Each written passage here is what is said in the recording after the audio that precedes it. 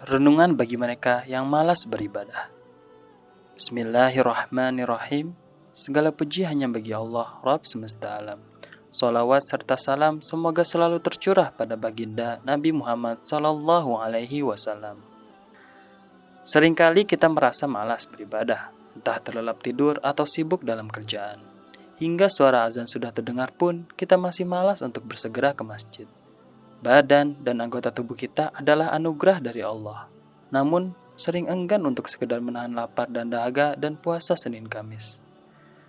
Tangan pun juga diberi olehnya, namun zakat dan sedekah terasa berat sekali kita keluarkan dari kantong. Dianugerahi hati, namun kadang terasa berat untuk meniatkan ikut kurban tahun depan walaupun rezeki melimpah.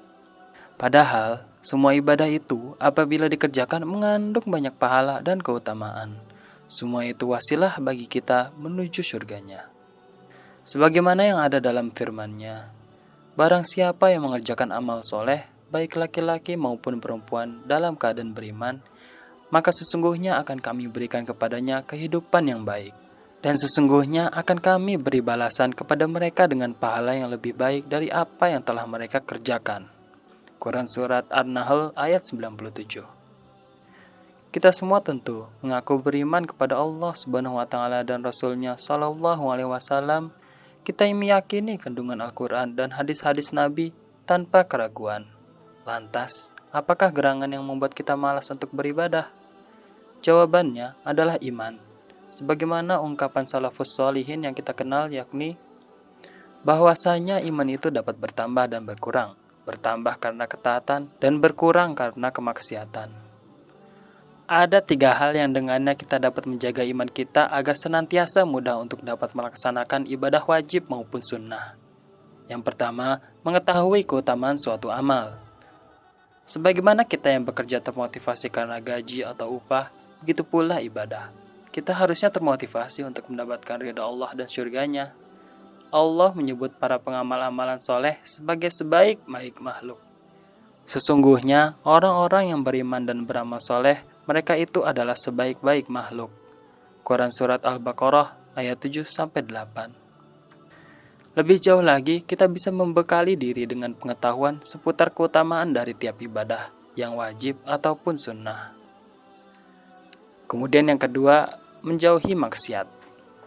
Mengutip ungkapan salafus sholihin yang telah kita sebutkan sebelumnya, bahwa iman itu dapat berkurang karena perbuatan maksiat. Artinya, rasa malas yang mencegah kita untuk beribadah tidak lain dan tidak bukan adalah berasal dari perbuatan maksiat kita sendiri.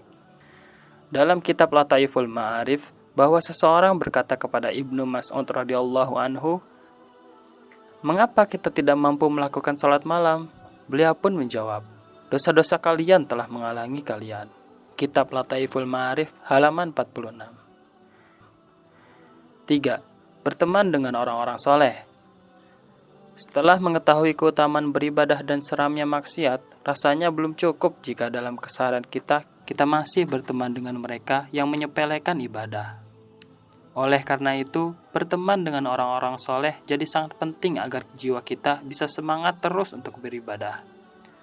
Rasulullah Shallallahu Alaihi Wasallam bersabda, "Agama seseorang sesuai dengan agama teman dekatnya. Hendaklah kalian memperhatikan siapakah yang menjadi teman dekatnya." Hadis riwayat Abu Daud dan Tirmizi nomor 927.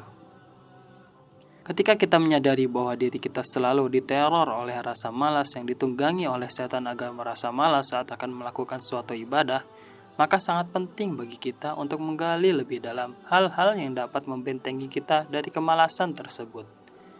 Mengetahui keutamaan amal-amal soleh, menjauhi maksiat, dan bergaul dengan orang soleh adalah tameng bagi kita atas godaan setan dalam rasa malas tersebut. Wallahu a'lam bishawab.